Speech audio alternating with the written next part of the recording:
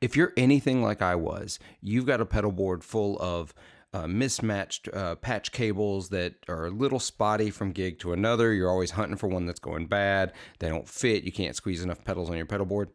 That's how I was until I discovered Tour Gear Design's patch cables. They're the smallest patch cables in the game. They're rock solid, extremely dependable, and I love what they make. And now I've partnered with Tour Gear Designs to get you 10% off your order by using the affiliate code down below in the description box.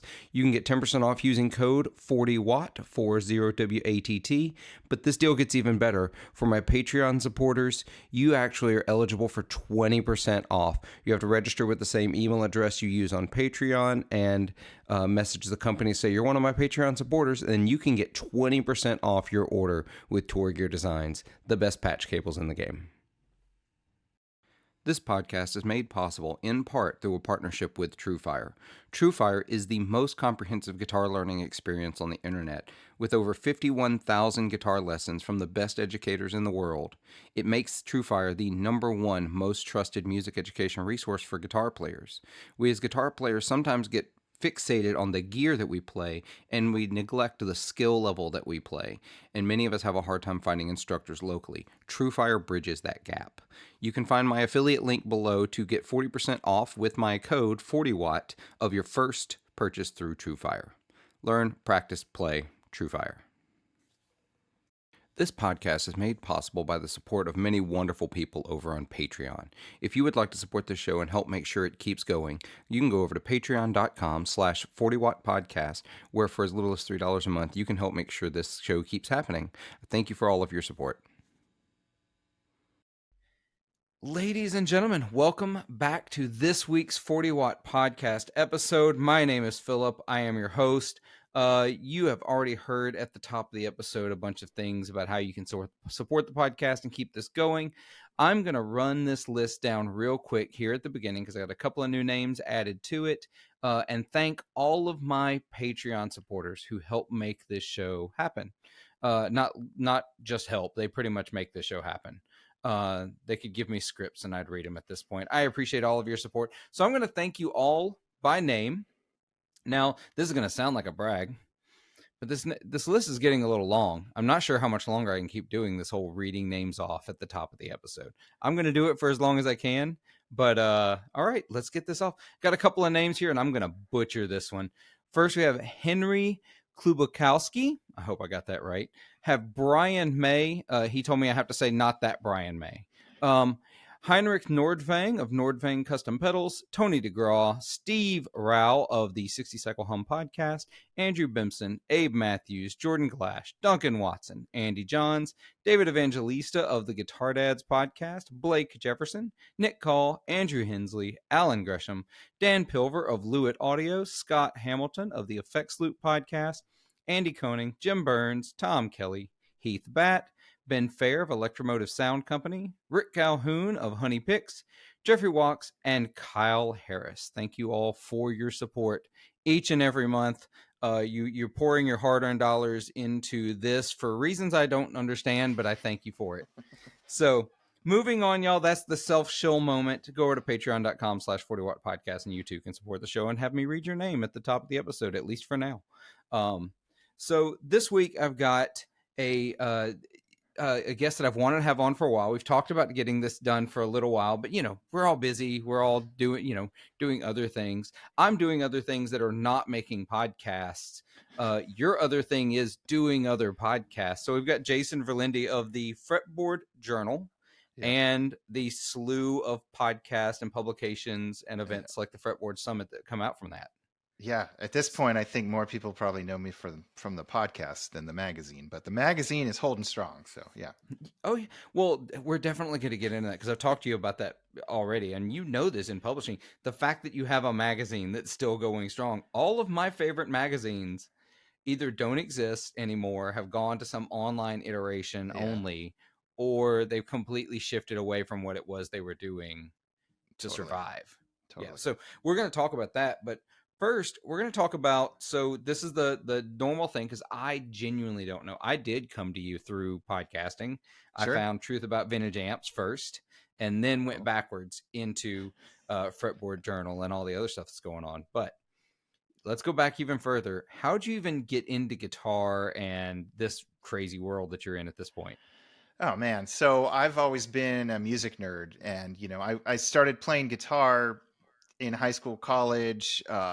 Not anything anybody'd want to hear. I was really like into punk and indie music, and into just making noise.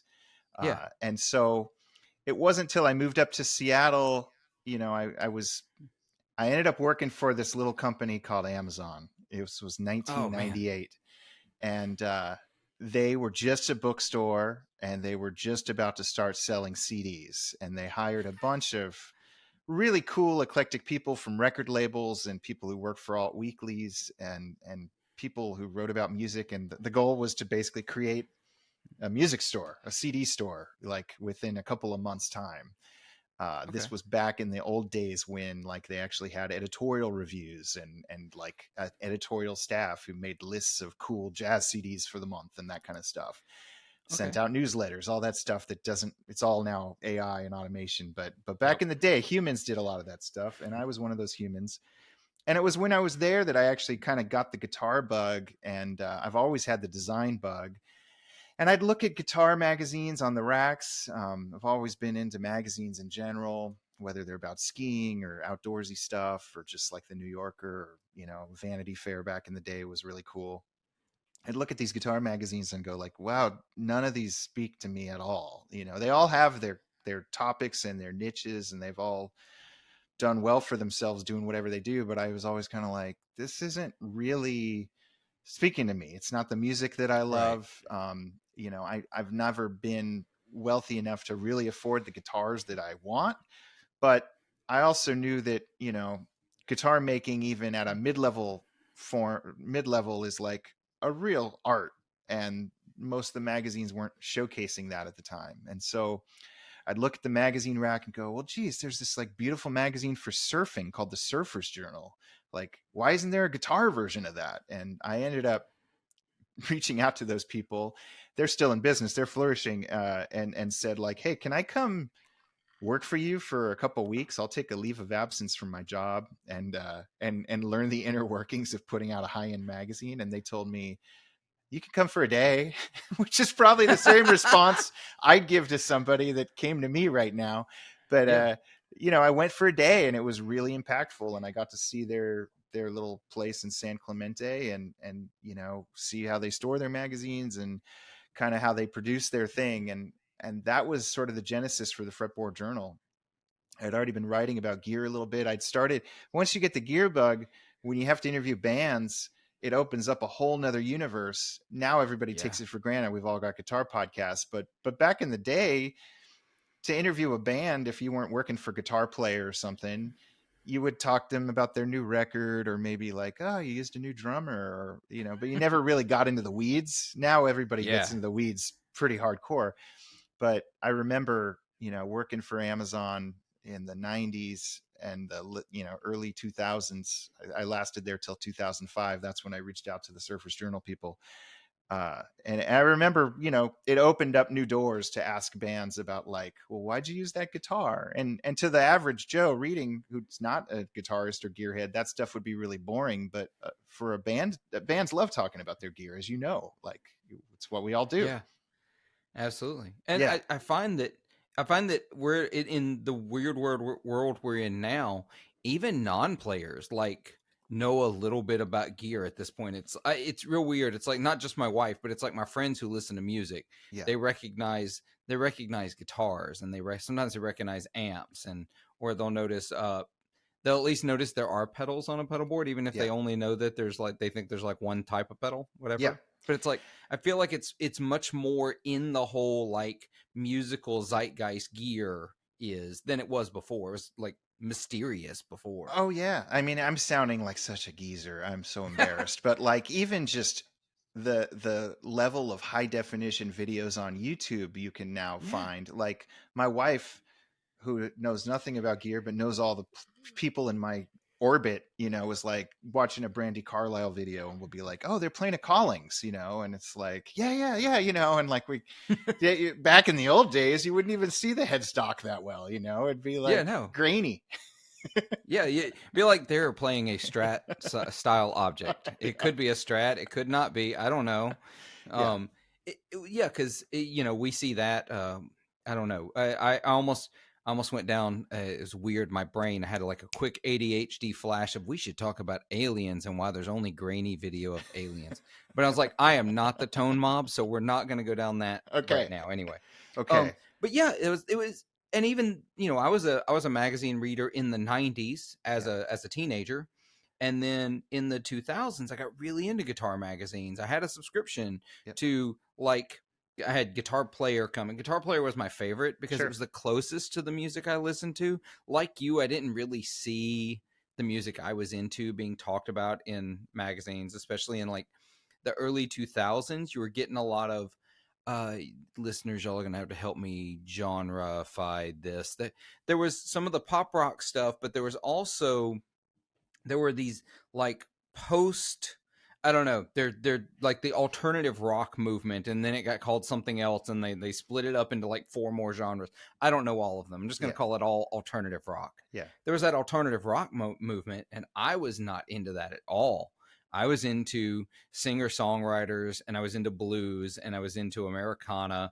I Yeah. remember the first time I heard Wilco, it just blew my mind, kind of thing. Totally. And Yeah. and so I didn't see any of that. So Guitar Player was the closest, but I'd get all these magazines and I'd devour them. Because that was the closest thing we had. I had the internet. Yeah, I'm an eldest millennial, I call myself. I'm like right there at the cutoff, depending on who you ask. Yeah. Yeah. Um, but we had the internet as a teenager, but I did as a teenager, but didn't have the resources on the internet. I was talking about this today with a coworker. It was pretty bad. Like Yeah. the late 90s GeoCities and Angel Fire websites.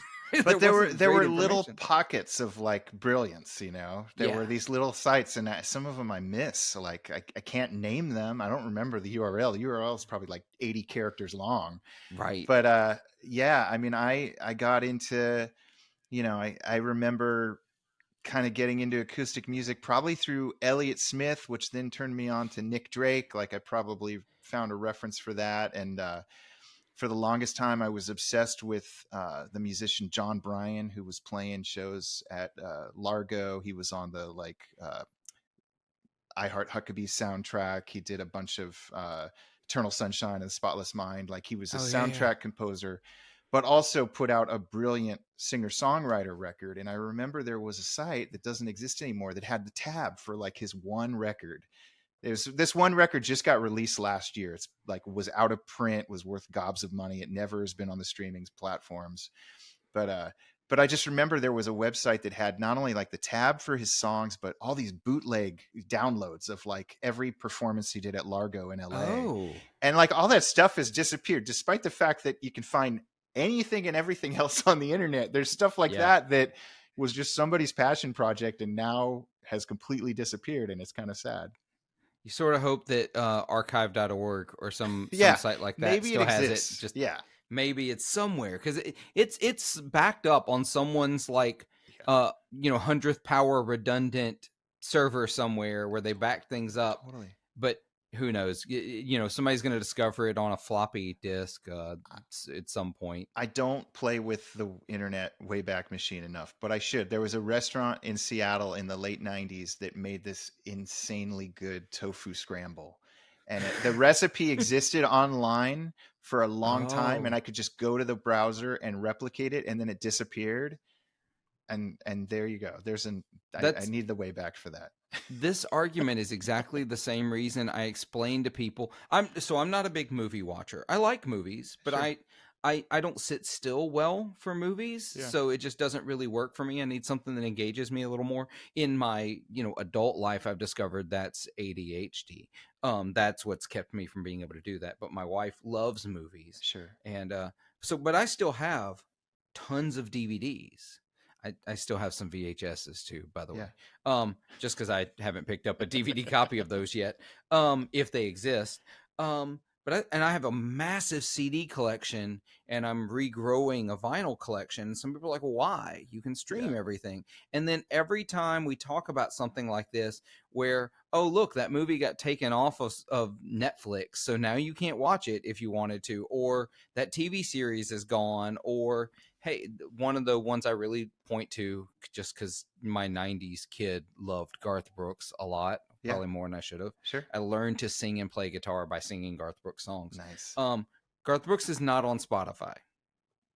Oh, if you don't own the CDs, you don't listen to Garth Brooks. Is his alter ego? What was the name of that? Chris Gaines. Yeah, is he on Spotify?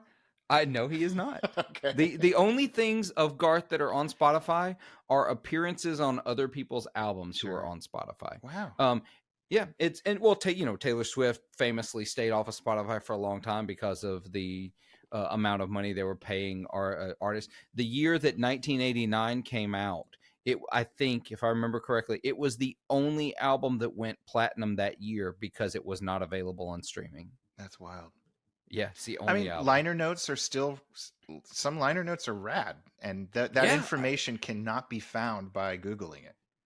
Have you ever I see this happen. So in my previous life, I got to playing worship guitar, playing music in church.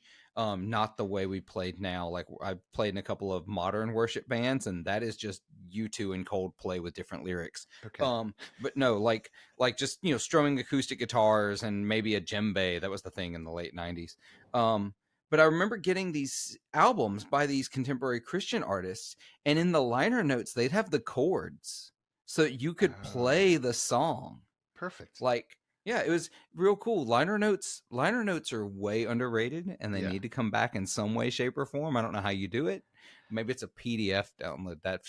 That makes me feel old. Like, you should be able to get a PDF with this. I know.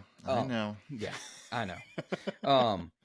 So yeah, I love the physical media because I can still have it when it disappears. And like these websites, like you're talking about, things just vanish and never come back. And these recordings. But the internet in the 90s was a just awful place. I hope no one can ever way back my old poetry website that I had.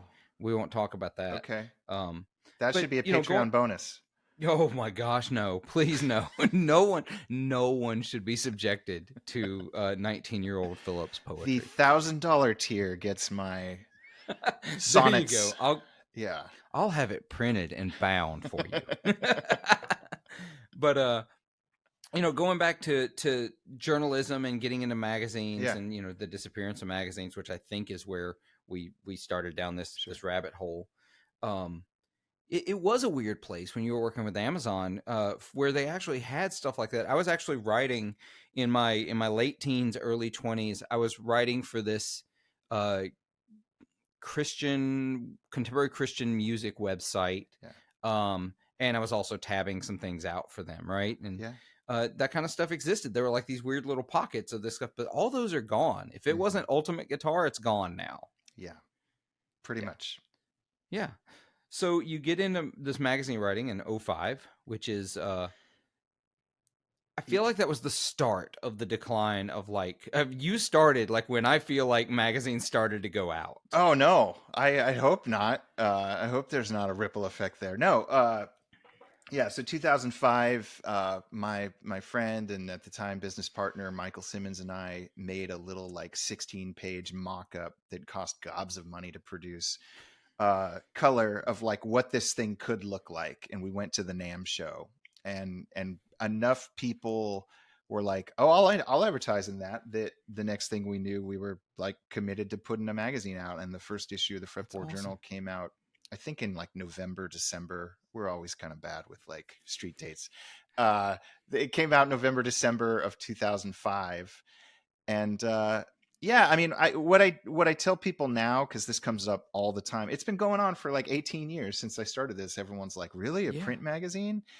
And back then I said the same thing I say now, which is look at the newsstand. I mean, it's especially true now. Go to a newsstand now if you can find one. The magazines that are thriving are the Fretboard Journal, that are not $4.99. They're $14.99 or $19.99 or more. they're more like books, and you would it would hurt you to throw them away. You would be like, oh, I threw away this beautiful photograph or this great story, or it would pain you to toss them in the recycling bin. And it's sort of like the 180 gram vinyl thing selling better than ever. Yep. People buying LPs, they want the people who take the time to seek out a magazine like the Fretboard Journal, like want it on their coffee table. They want to keep them all. They're going to drive me nuts as the publisher because the postman's going to drag their copy through the mud and they're going to want a replacement. And that just comes with the territory. But it is, I think it's an interesting product, especially like I'm trying to unplug more than ever. Like I'm realizing that I've been on Instagram and Facebook is diminishing returns, and like it keeps offering me all these suggestions that I didn't even follow. And then my real friends, it doesn't ever show me their stuff. Yeah. Like I'm trying to go a little more analog in my life. And I think others are as well, which is why the Fretboard Journal and other magazines that are doing this in other genres like are doing pretty well right now. So Well, one of my favorite magazines in the and you're right, you're absolutely right. Also, you're speaking as someone who is has traditional taste in music and Sure. styles. Like I love vinyl, I love books, but I'm also a librarian, so throwing away any book is always a little troublesome for me. Yeah. Which I have to wrestle with because y'all, weeding's a thing. I'm sorry, librarian moment. Weeding is a thing. You can't keep all the books. We have to get rid of some to make room for others. Anyway, now that I'm going to come back. Music. Okay, back to music. Yeah. But I still have, I'm pretty sure I still own every copy of Guitar Player magazine I ever bought. Yeah. I still have it. They're in boxes in a spare bedroom in a closet, but I have them. Yeah. And, something like Fretboard Journal. I used to be really into a magazine called No Depression. Yeah. I don't know how many people are going to remember. You back. especially would probably. It has. Yeah. Have they come back as a physical?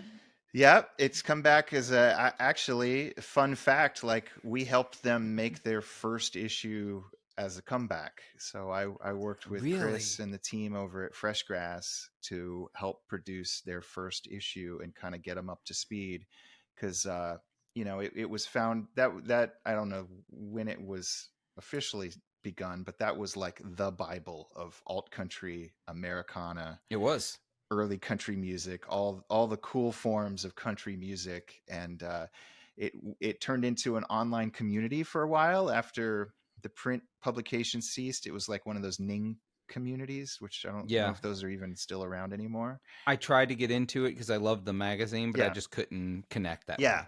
And now it's come back as sort of a quarterly matte paper, but otherwise like keepsake Fretboard Journal-y thing, and they doing a great job, and they're affiliated with the Freshgrass, which is this incredible music festival based in North Adams, Massachusetts, once a year at Mass MoCA, and where Wilco holds their festival too, or used to. I think they still do it. Yeah, Wilco still has. Well, that's festival. Good to know. Yeah.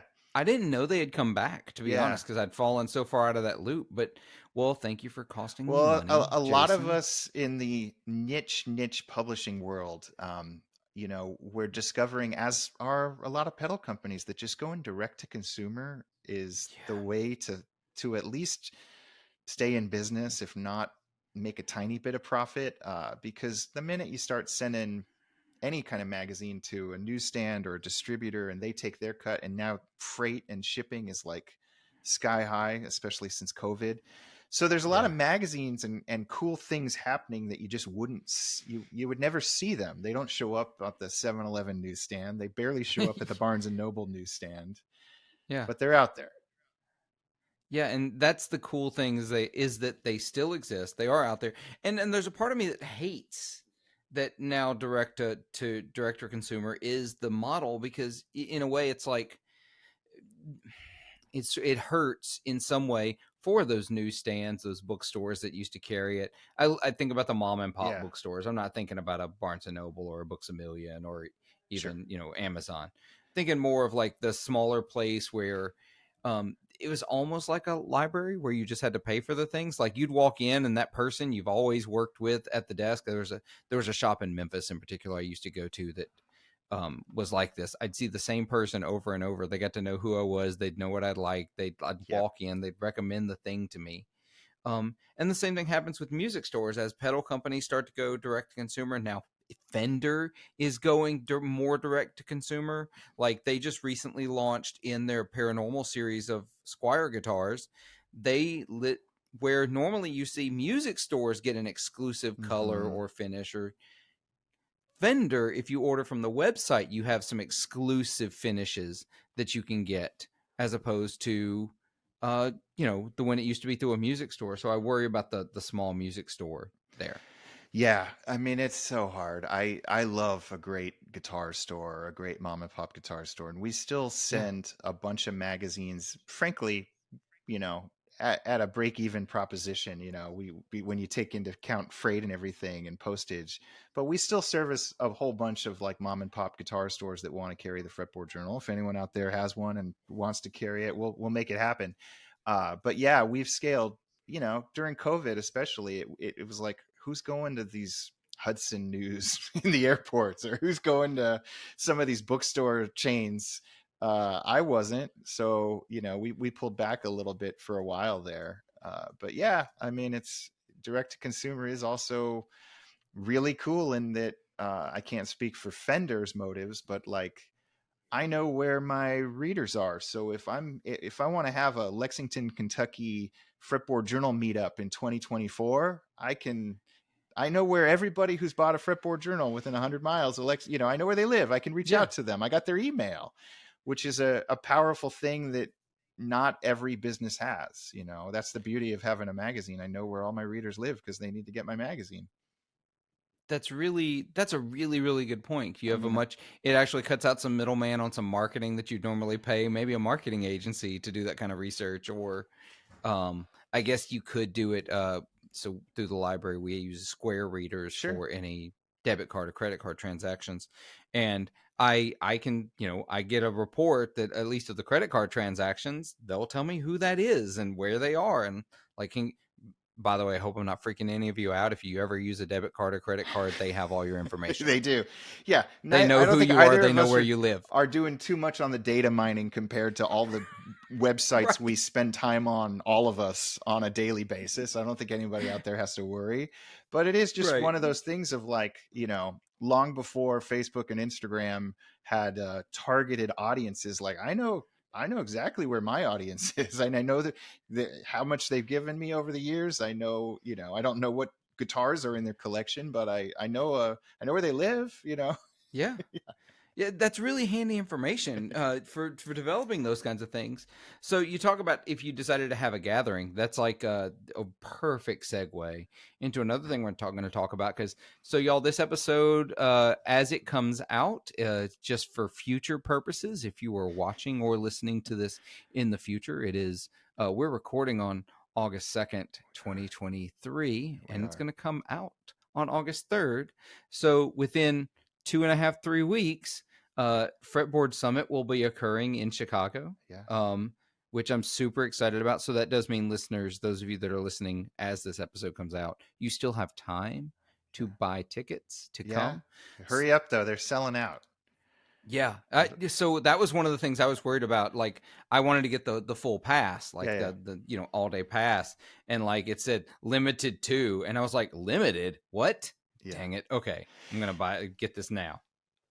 So this whole thing is like I've been brainstorming, daydreaming, sketching out whatever my thoughts on like the ultimate guitar hang for like 10 years, and we did this back in 2015 and 2016, and did it well, but like it was not sustainable. We were trying to take over like a whole section of a hotel and build a stage and sell a certain number of room blocks, and and then fill it with all of our favorite people, like whether that's Bill Collings, the late founder of Collings Guitars, or Richard Hoover from Santa Cruz Guitars, or Paul Reed Smith was at the first one, Bill Frisell, like all these incredible musicians, incredible makers, and then whoever wanted to attend. And the whole idea was like, this isn't going to be NAMM. This isn't going to be 1,000 people. It's going to be a few hundred people having this cool collective, experience.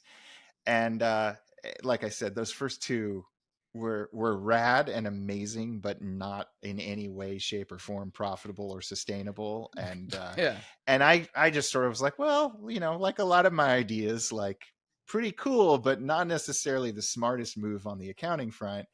And then I ended up partnering with this venue in Chicago called the Old Town School of Folk Music. And we were talking throughout the pandemic about this thing. Like it was, we had no idea whether it was going to happen the year after we were talking or 2 years or whenever. But they have two stages, one theater that holds 420 people, another one that holds 100 and some people. It's one of the largest music schools in the country, if not the largest. They have dozens of classrooms and soundproof rooms and little recital halls and rooms for dancing and all this other stuff. And a couple of bars. It was just like the most turnkey, amazing facility ever for a 3-day guitar hang. And there was even room for a guitar show. Like when people think about, especially acoustic people probably know of the Woodstock Guitar Festival or, the Artisan Guitar Festival in Pennsylvania, these sort of handmade boutique guitar showcase type things. We had enough room for that to exist. So yeah, the Fretboard Summit is less than a month away. This will be our second one in Chicago. Yeah, I stumbled into the one last year. I wasn't intended to be that's there. True.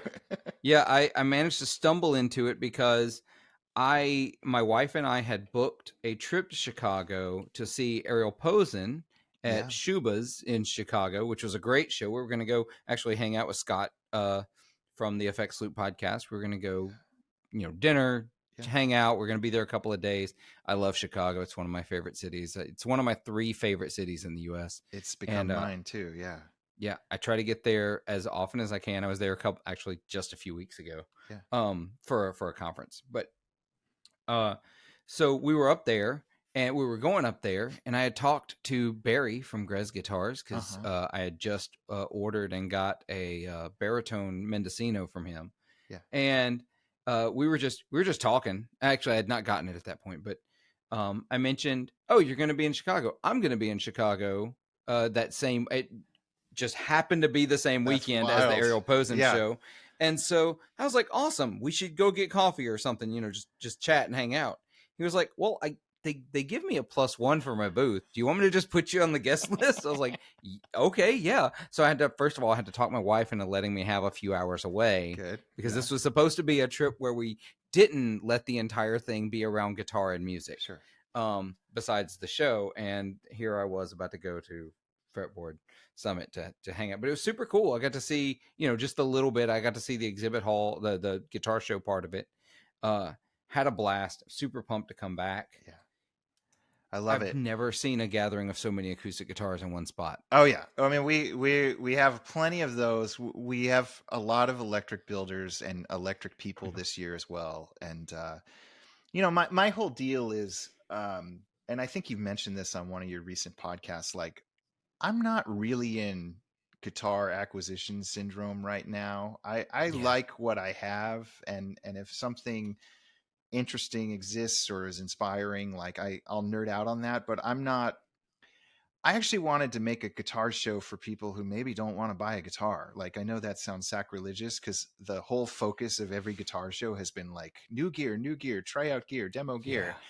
I want to make something where if you want to do that, you can. And we got folks like Grez there and some incredible makers showcasing their wares. But you could also just fill your whole day geeking out, taking workshops, doing these little mini master classes. We got, JHS is doing this crazy Iron Chef spoof this year. Last year we did an Iron Chef spoof that Josh was on, where 2 guys made a parts caster in an hour in front of an audience.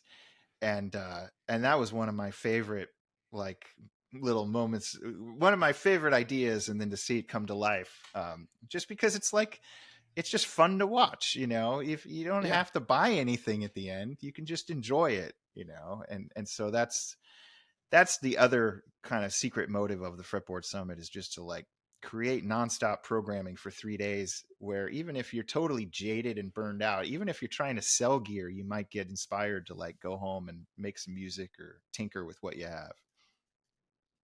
See, that's what I like about it is that it's not just a guitar show, and I love that concept, and I think there need to be more of them. Like I was looking at, I've never been to what everybody calls the Dallas Guitar Show, right? Yeah. I've never been to it. Yep. It's a big one, but it's big. actually the Dallas Guitar Festival. Yeah. There's like all the periphery around the guitar show that's not just going in and buying gear. And now that's a big one. That's probably a bad example because that's one of the biggest guitar shows in the country. But you get the idea that there's something more than just buying more guitars. And for the YouTube viewers, you see this room. I mean, I don't need more stuff. Please, y'all on the Discord, stop trying to convince me to buy more stuff because I have too much stuff. It's always a thing. Literally today, I was like, I don't have a birth year guitar. I need one of those. There's always that one, which is hard if you were born in certain years. Yeah. It's hard for me. I was born in 1980, which is fine because, what it is 80 was a rough year for my favorite brands. Yeah. It was a great year for off brands, but it was also, it's right there at that edge of becoming like actually vintage. Sure. Not like what we call vintage, but actually vintage. Totally. And so you're seeing prices on Norlin era, Gibsons, like the Sonex I'm seeing hit $1,000. I'm like, nobody wants a Sonex. No, like they made a bajillion of them and nobody wanted them. Yeah. But yeah, no more gear. I want to hear things. I want to hear stories. I want to hang out with other players. I do the same thing when I go to other professional conferences. I learn much more just hanging out with the people that are there. Like the couple of hours I was at Fretboard Summit last year, I ended up standing outside talking to Dana Bourgeois for like 20 minutes. Oh, cool. I was like, what a cool moment. What a cool, a guy I've always wanted to meet. Yeah. And just, it creates those moments. Yeah. Yeah. He listens to, I love that, for folks who don't know, Dana Bourgeois is one of the great modern acoustic guitar makers, and makes like a Martin style guitar like nobody else. Like it's incredible. But he's also a listener to our Amps podcast, our Truth About Vintage Amps podcast. Is he really? He's on the Facebook group for it. I've turned him on to an amp or two that was like for sale in Maine. And I just love that, you start to, when you actually meet these people, you start to realize like, oh, they got more going on than I thought they did. Or, they're into this other quirky thing that they don't even get to talk about. I mean, it's sort of like NAMM that, everybody's stock response when they're asked to reflect upon the NAMM show is like, oh, I go for the people. I love and even NAMM's focus, has largely been about selling guitars to stores or gear to stores. But the fact of the matter is the only thing that is impossible to replicate outside of NAMM is like meeting those people and like hanging. And so I don't know, on a certain very small micro level, like the Fretboard Summit is a great place to have a beer with your gear making heroes and maybe some musicians you really admire. And because we're talking about hundreds of people, not thousands or tens of thousands of people, you get to see and meet people you wouldn't otherwise. It's not for everybody, but if folks want to make the trek to Chicago and geek out with some serious guitar nerds, like I think it's a pretty cool group of people. I enjoyed the little bit of time I was there so much, and I'm super pumped about this because it is just a few people in a great venue. Remind me to tell you something off air because I don't want to say it on in case I'm wrong. About the venue. I love that building. I love everything about it. And I go to these conferences and I go because it's educational. I learn things in my field but really I get so much out of just hanging out and talking to the people in the same field that I'm in about their experiences. And it's the same thing in doing this. You get to realize people are real people. That's what one of the joys of this podcast has been, is connecting with the person behind, okay, you see this guitar or this pedal or this amp, but who's the person who made it? Like, tell me those stories. So I think it's great. I love that this exists, and I have things I want to pick your brain about later as well. Yeah. So, but moving on, so you got the magazine, you've got this incredible summit that's Yeah. coming up for its fourth time, I think, Yeah, separated fourth by a bunch of officially, years. second in Yeah. Chicago. And Yeah. honestly, Chicago's going to be its permanent home. We've had a few people ask, like, when's it going to come back to California? I'm like, it's staying in Chicago. Like, if it ain't broke, don't fix it. Like, let's just. Chicago's nice and central too, at least middle of the country. It's a little far for me, but I get it. Like, I had never spent any time in Chicago. It wasn't on my radar really before the summit, and I fell in love with it. Like, I love the neighborhood the venue is yeah. in. I didn't really leave a 2-block radius for the entire 3 days. There was an Indian restaurant I liked. There was a cafe. Like, I'd sneak out, grab a beer, say hi to somebody. But if I had a Sprinter van, I would have just lived right in front of the venue the whole weekend. I'm not that kind of guy. I stayed at a hotel like average people or normal people, but Yeah. yeah, it was, I loved it. Yeah. So I could wax poetic about Chicago. Yeah. So like a lot. Yeah. In fact, I'm going to recommend some books. I'm pretty sure I've recommended these books on the podcast before Okay. to another listener, but it's like early season 1. So Okay. if you've gone back that far, listeners, I congratulate you. But there's one of the reasons I love Chicago is my like connection to the blues, obviously, and just I love Chicago and everything about it musically, culturally. There are 2 books that I recommend everyone read back to back. And it doesn't matter which order. You can read either one of them first, but you should read them back to back. And one is I Am the Blues. It's Willie Dixon's biography. Okay. So Willie Dixon was a bassist, songwriter, producer, worked with Chess Records. He wrote a bunch of Muddy Waters hits, and that's like the condensed version. There's so much more he did. He moved from Mississippi to Chicago to get into the musical scene, and he ended up in all these jazz circles and these like what they called like harmony blues clubs, like they were the upscale clubs. And so he's playing these places and working at Chess Records. And like, at some point in his career, he sued the hell out of Zeppelin and won over Whole Lot of Love, which is almost identical to his song You Need Love. But then like Rolling Stones, when they started to try to put on these blues festivals in Europe, came over to America and they wanted to talk to Willie Dixon. Like they wanted to talk to him. Yeah. So read his biography and then back to back read Honey Boy Edwards' autobiography, The World Don't Owe Me Nothing. Okay. And so Honey Boy Edwards, from almost the exact same region of Mississippi, he was at one point Robert Johnson's stepdad. He married Robert Johnson's mom there and then he moved to Chicago as well. But he's not playing these upscale jazz clubs and harmony clubs. He's playing the gritty South Chicago juke joints and barrel houses. And you get to see the migration of the blues from Mississippi to Chicago and see how it just morphed into these 2 different forms of music, these 2 very different cultures. And like in Willie Dixon's biography, he talks about how it was like these playing these other clubs and it's normal, but then like it'd be a day when he'd go like down to South Chicago into the gritty places where like Howlin' Wolf and Muddy Waters are playing, and it'd be a totally different experience. But that's where Honey Boy Edwards lived, in those clubs. So it's a really great picture of Chicago, and so hearing these stories has created this mythos around Chicago for me. I love it. Yeah, the Old Town, the venue, Old Town School has one of, or I guess the big Bill Brunsey Martin. And they're really? It's in a glass case. You probably didn't see it, but we're gonna bust it out, and someone's teaching a blues workshop on it, which will be amazing to hear. To take a big Bill Brunsey blues workshop, hearing that guitar. I'm gonna be driving up on listening to Big Bill Brunsey the whole way then.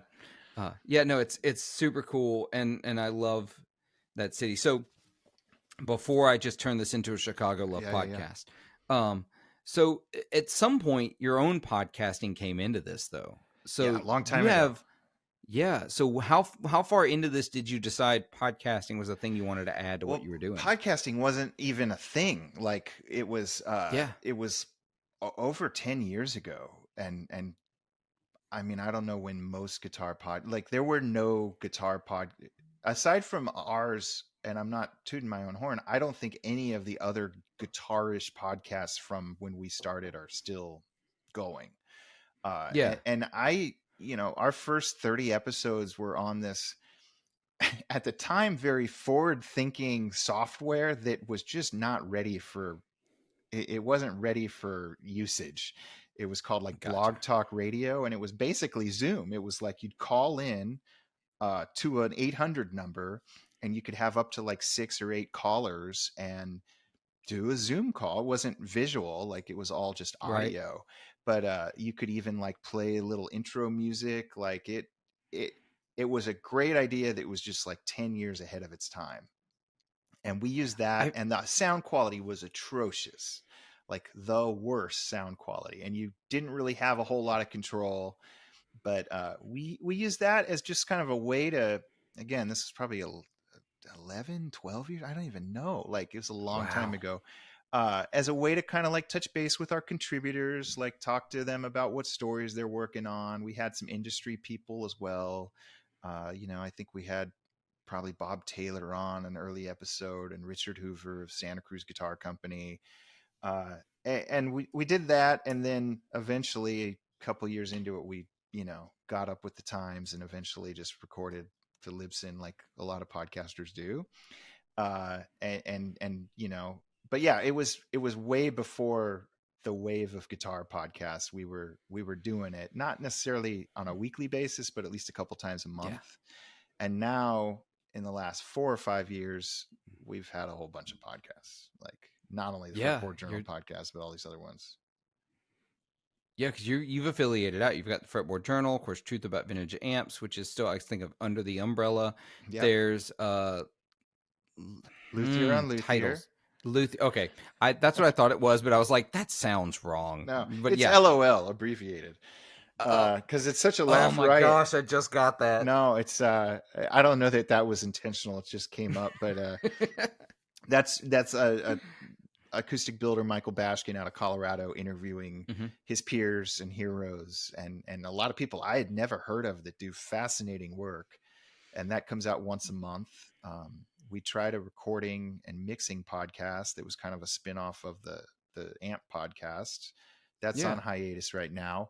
But Michael Watts, a guitarist from England, just launched a podcast through us called Life on the Fretboard.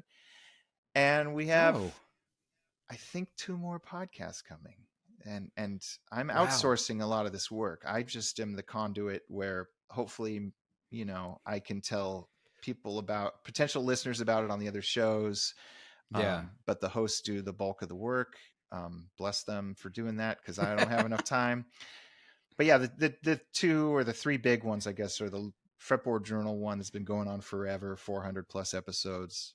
The Truth About Vintage Amps, which frankly has the biggest cult following of all of them, and is kind of the quirkiest of all of them. I'll let you describe it. Beautifully quirky. Yeah, it's beautifully quirky. I don't build amps. I don't repair amps outside of some obvious stuff. Yeah. But there is a joy in listening to that podcast that I just put it on, and half the time I'm barely listening and just enjoying it. Yeah. So I think a lot of people who listen to that podcast, and a lot of people do listen to that podcast, are just players who are fascinated by this little subculture and hearing Skip talk about the minutia. I mean, we had Ben Harper call in for the most recent episode. He was on tour. He is on tour in Europe, and he was messaging me saying that he was like referencing stuff he heard on the episode. And I just said, do you want to be on this thing? Like, I would never have the audacity to ask you to be on my little podcast. And he's like, yeah, let's do it. And I sent him the Zoom link. We record via Zoom for the next day. He's 8 hours ahead. He's in Lyon, France. He's like sound checking or something. And I told Skip, like, hey, we might have a guest joining us. I don't think it's going to happen, but we might. And sure enough, at like minute 90, Ben wants to join the conversation. And I'm like, holy shit, we got Ben Harper on the line. And so we talked to Ben for another half hour about his Dumbles and his new 2-Rock. And Ben's not someone who's like playing with a soldering iron. He just kind of like like the show. We have a fair number of people who just like tune in. And then on the flip side, making me feel really bad because I've been on every one of these episodes. We've got people who started with episode 1 and no amp knowledge, and now are like on their 15th amp. A couple people have started pedal companies, and they're like, send us these little love letters of like, if it wasn't for you and Skip talking about this, like, you got me through the pandemic, and now I just, did my 10th amp repair for a paying customer. Meanwhile, I still can't remember anything. Like, I still got a StewMac Champ kit that they sent me 4 years ago that I haven't been able to assemble. So, oh man, I don't know. Nothing is transmitted through osmosis into my brain in terms of like how to do all this stuff. Yeah, but it's there. It's so great that it is there, and it's one of those things where like there's a part of it where y'all kept like jokingly referencing, well, when we get to episode 100, we'll probably be done, or like no, it's just like blown way past that at this point. And I enjoy listening. Actually, it's funny because my wife has to suffer through some of my podcast listening sometimes in the car. It's fine. We share. We split, but sometimes she has to listen to mine. Yeah. And so like even she at one point we had to talk and like we should order an amp kit and build it together. Like there was a whole moment where like we need to buy an amp kit and build something. That would be fun. She's very science brained, and she loves the idea of the engineering of it. I just like the idea of it. But I'm not sure I'm the person you want building an amp. I've, like I said, repaired a few things. I've done some mods, but like once you go beyond that, I'm like, I'm not your guy. Probably not your guy. I'm going to pay people to do these things. I'm willing to pay the price for the experts. I mean, that's the other challenge though, is I think the reason that show's kind of done well is because finding a good amp tech is super hard in a lot of places. I mean, I've finally found a couple in Seattle, but it's one of those things. It's like I don't know. It's like a car detailing place or something where you hear as many horror stories as glowing stories about, you hear all the things like this guy swapped out all the parts, or this person, they didn't actually fix it. So it is tricky, but outsourcing is always good. And that's where I'm like, I feel sort of lucky where I am. It's real weird. I mean, now, granted, I would expect in a big city it'd be a little easier. Yeah. But here, like in my town, I've got a great amp tech who's been doing this most of his life, working out of our small little, mom and pop store here. Yeah. Tony, he works back there. I mean, like I just go back there and sometimes just chat with him. Like we got to talking about tape echoes one day because I'm a big tape echo nerd. Yeah. And he was like, oh yeah. He said, well, this one, and he's got it in his shop space. Yeah. Like, yeah, this one right here, man, I found somebody tossed this out in 1971. Yeah. Like I found it in the trash and rebuilt it. So, it's like, that's like the guy in my backyard in my tiny little Mississippi town. I mean, it's one of those industries or little subsections of an industry where, hey, if you want to start out as an amp repair person, more power to you, great. But the people who've been doing it for decades and have accumulated all the old transformers and all the old capacitors, they've got an advantage over you because they've got all the new old stock stuff or stuff that they ripped out of a Hammond organ. And it would take a lifetime to accumulate that. And you'd probably, spend way too much money doing it. Yeah. I used to have, and actually this was about the time I started listening to TAVA. I had an old Hammond organ, what was it, an L100 or an M100? Okay. No, it was an L100. Yeah. Maybe a 101. It was basically, it was still a tone wheel, spinet sized at the tone wheel from like a B3, C3, A100. But in the smaller version, and it had the speakers built in. And I had done all I could to get that thing running. If you've never, ever seen the inner wiring of a Hammond organ. It's insane. Yeah. Google, if you're not driving, stop, pause this podcast, look up a picture. Yeah. It's insane. Yeah. It's like you go to an old cathedral and you see a giant pipe organ or symphony hall or something. And you're like, how on earth did this ever get made? And then a Hammond just condensed it all into wires and things that spin. It's all in things wires. That require special oil. Like it's all into that little piano-sized cabinet. It's completely bonkers. Yeah. But it also, the thing that's even more bonkers is to get one fixed. Oh You yeah. have to find someone who knows how that thing is wired. Yeah. And I'm pretty sure there are satellites we have sent into space that are less complicated than a Hammond organ.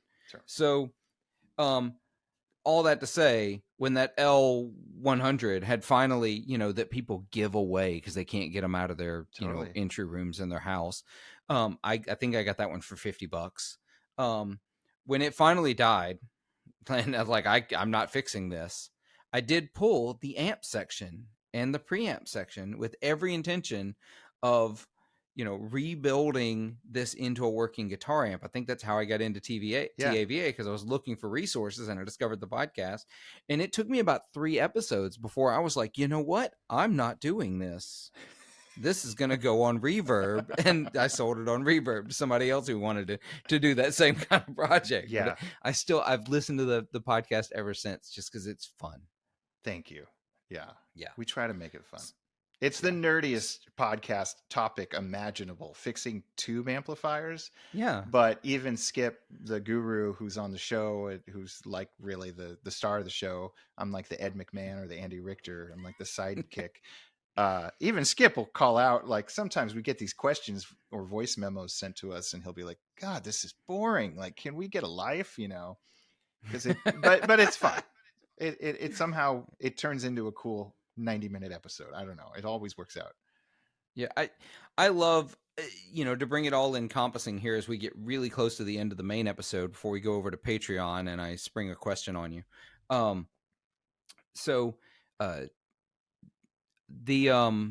This weird little, I love this niche in the guitar community that you've carved out, though, because it's this really strange and eclectic crew of people. Because because we talked about this a little bit, and maybe we'll expand on this a little more in the Patreon episode. Like, you've really become you're in the acoustic circles for the most part. So, like, I see a lot of your work in that either acoustic or in that jazz, like almost acoustic, like amplified acoustic. I almost feel like when you think of something like a big jazz box or something like that. But then, like, you have this super popular podcast about vintage amps, and then I see some of the other oddball crew, because I'm in the Facebook groups. I'm in the Kegger group, and I'm in the others, and I see this like oddball crew of people. Like, oh yeah, it's such a great community. I mean, we've always tried to be close to 50-50 with the acoustic and electric coverage. I think that is even so much more acoustic coverage than a typical guitar magazine that people assume. But I mean, I interviewed, mainly because he was in my backyard, I interviewed Jason Lawler for our first issue of the Fretboard Journal, like back in 2005, just because it was easy and I was fascinated by him. And that at that time he had the book that he had self-published. It was worth a lot of money. I think he had sold out of it or whatever. But yeah, we've always tried to be kind of 50-50. And I think that, with Collings selling electrics now and selling a lot of electrics, like that's happened within the last, I don't know, 10 or 12 years. I don't know when they have officially started selling electrics, but there's a little bit more crossover. And, one of my dear friends, and he's going to be at the summit, is Bill Frisell. And it's like, that guy sounds like Bill Frisell, whether he's on an old Gibson L00 or an Anderson Archtop, or he's playing a Telecaster or a Gibson. So I kind of try to I think the easiest way to describe it is like the NPR of guitar magazines. like you're going to learn something you didn't know. It's going to skew a little older and not be quite as hip as like what your kids are going to be into, but it's going to be thoughtfully done and hopefully poignant or interesting to a wide group of people. Like, that's kind of what I'm hoping for. I feel like that's going to be this episode titled "The NPR of Guitar Magazines." Sure. with Jason Verlinde. They're gonna no, I won't. Sure. No. Hey, if it gets pushback from NPR, then they'll know I exist. So it's fine. There you go. Lawsuits. No publicity is bad publicity, right? Yeah. So we're gonna get ready to wrap this episode up and get over to the Patreon, where I've started asking a specific question. Patreon listeners, you know what the question is. In fact, if you're not a Patreon listener, there's a chance you've heard it somewhere else. Okay. But before we go, Yeah. because you've already given me so many. There's gonna be so many links in the description below, Okay. y'all. There's gonna be so many links down in the show notes. Sorry. Because Jason's all over the place. But where can people find you, Jason? Well, I mean, the main thing is fretboardjournal.com, and from there you could go off into any number of directions if you want. That's where all the podcasts live. They're on all the usual platforms too. But go there if you like what you see. You know, we have an Instagram for the AMP podcast as well as the Fretboard Journal. We got a Facebook for both those as well. Yeah, have fun tracking me down. It's not hard, y'all. Yeah. It's actually pretty easy. Yeah. So as a last note, what are your chances of convincing Skip to do a video-based podcast? So he can do. There have been 2 times where by accident he left his video camera on. But then he sees it and he's like, "What are we doing?" And within 30 seconds he turns the video off. So I'm guessing. I mean, I don't know. I guess what's our next big milestone would be like the 150th episode. Maybe I could convince him to leave the video camera on. But he's also, and I totally wish I could do this. He for many episodes, if anybody is hearing this and hearing about this podcast for the first time and goes to episode 1, which would be the logical thing to do. Right. The sound quality of the first 70 or so episodes was really bad because it was me calling him and he was on a flip cordless phone, not a cell phone, a flip cordless phone. And he would be pacing around his workshop and grabbing reference books and, maybe working on amps too, while he's riffing on all this stuff people were asking. And I certainly understand when, like, you're not worried about how you're looking, when you can turn off the video, you can kind of get into the zone a little bit better. And so I respect his wishes, even though I know it's career suicide to not put all your podcasts on YouTube now because everybody's doing it. But yeah, it's one of those things I almost quit doing. The video is the worst part of doing this. I'm not gonna lie. Sorry, watchers. I hate it. I hate dealing with it. I hate having to worry about whether or not I need to go brush my teeth before we record, or it's dumb. It's real dumb. So I get it if he don't want to do it, but I think it'd be really funny because he seems like an animated talker to me. Oh yeah. But yeah, so I feel I'll like probably just really fly fun. down to California for episode 150 now that I mention it, and like just have a couple video cameras rolling and we'll just do it. We've never done a podcast in person at all. Oh, wow. I've known this guy for 25 years now. And I mean, the only time I talk to him is on those podcasts, and we've never done one in person. So maybe that'll be, yeah.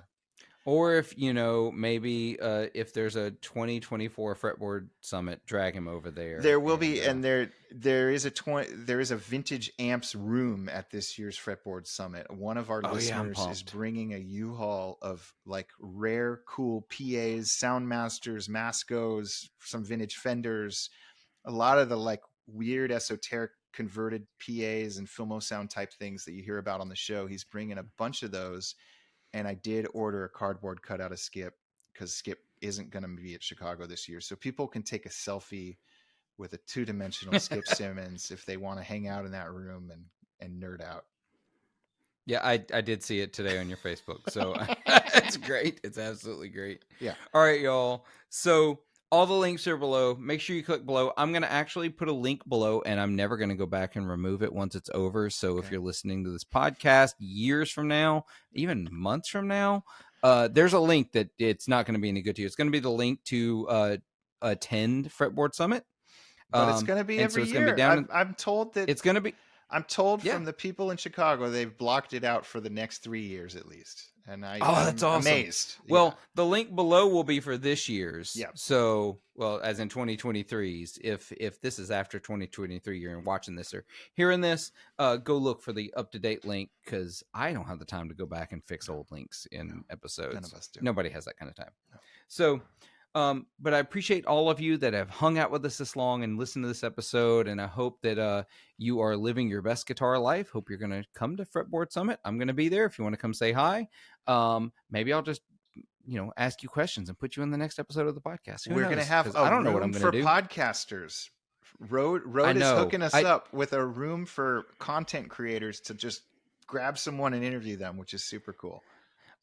I know. That's great. Except I was coming to not work, and now it's turning into, I have to work because this. No, it's too good an opportunity. It's way too good. Do you know how long I've been talking to Dana Bourgeois about getting him on an episode? Okay. Now I can corner him and be like, no. I'm stealing some of your time. Okay. So, but yeah, no, now I'm going to be working. It's going to be fine. It's going to be great. So if you want to come to that, links are below. All the links to find Jason, to find Fretboard Journal, all those things are down below. Thank you again for your support. Patreon supporters, thank you especially for your support. Until next time, be good to yourselves, be kind to each other, and make some noise.